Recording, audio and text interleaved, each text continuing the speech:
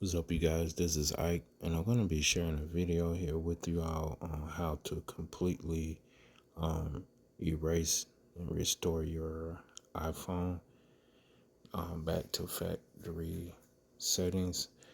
And this should work on any model of iPhone that you have.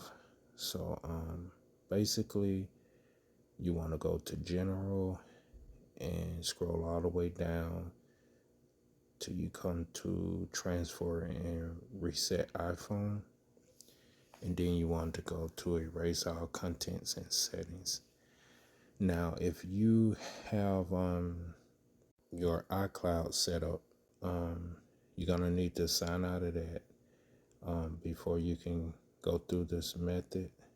And then once you do all that, then you just click on the erase iPhone and let it go through the procedure, and it should bring you back to the beginning.